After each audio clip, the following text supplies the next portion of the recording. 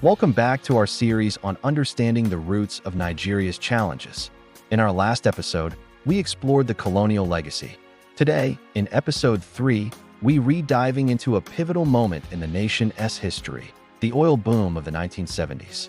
We'll unpack how this sudden flood of wealth, this easy money, collided with weak institutional systems, fundamentally reshaping the country's economic and political landscape. Imagine this. It's the 1970s. Nigeria, a young nation, strikes black gold. Massive reserves of crude oil are discovered, and with the global oil crisis, prices skyrocket. Almost overnight, Nigeria is catapulted from a primarily agrarian economy into the ranks of the world's major oil exporters.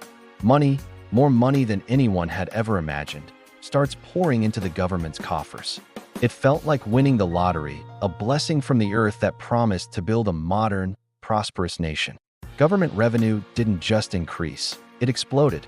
We're talking about a jump from a few $100 million to tens of billions annually. This was a tidal wave of cash. But here's the critical part. While the money flowed in at lightning speed, the systems to manage it, the pipes of governance, transparency, and accountability, were still those of a much smaller, pre-oil economy. They were simply not built to handle this volume of wealth. Think of it like trying to channel a raging river through a small garden hose. The pressure is immense, and leaks are inevitable.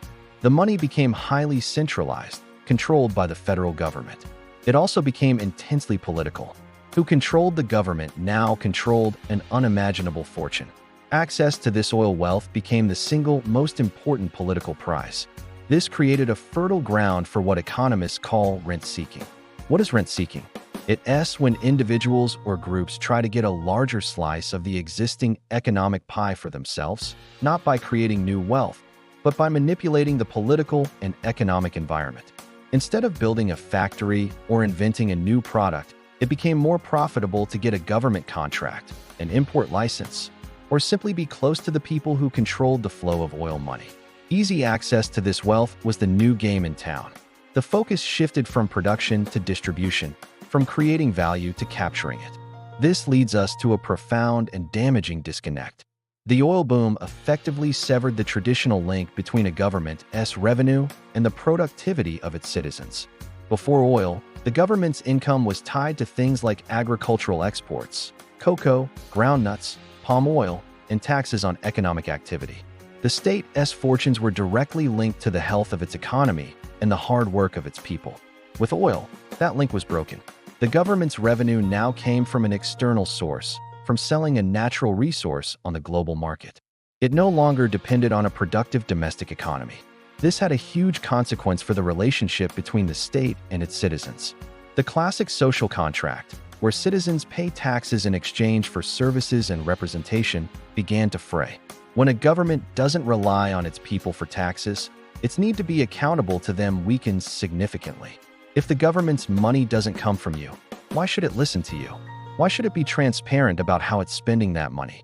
The state's primary constituents, in an economic sense, were no longer its citizens, but the international oil companies and the global market.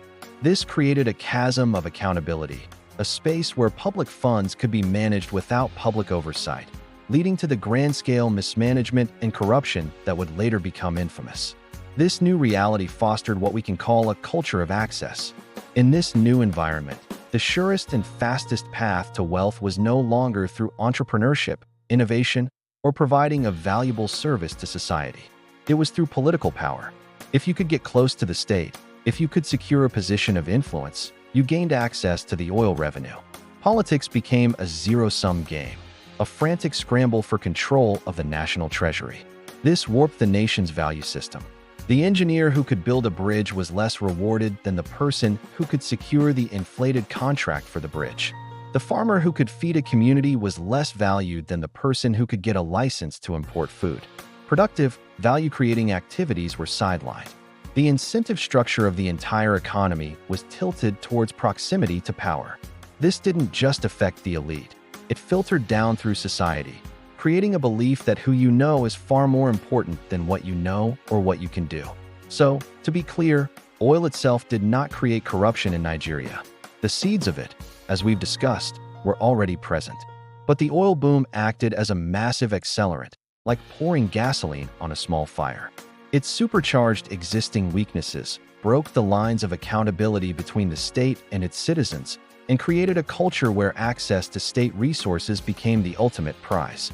The easy money from oil, combined with weak governance structures, created a perfect storm that would have long-lasting consequences for the nation's development. The story doesn't end here, of course.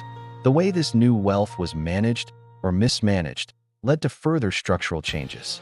In our next episode, we will explore another critical piece of the puzzle: the creation of new states and the massive expansion of the government bureaucracy.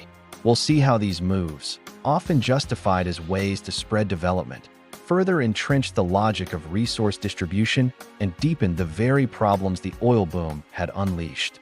Thank you for watching. If you're finding this series valuable, please like, share, and subscribe to our channel. And don't forget to hit the notification bell so you don't miss episode 4. See you next time.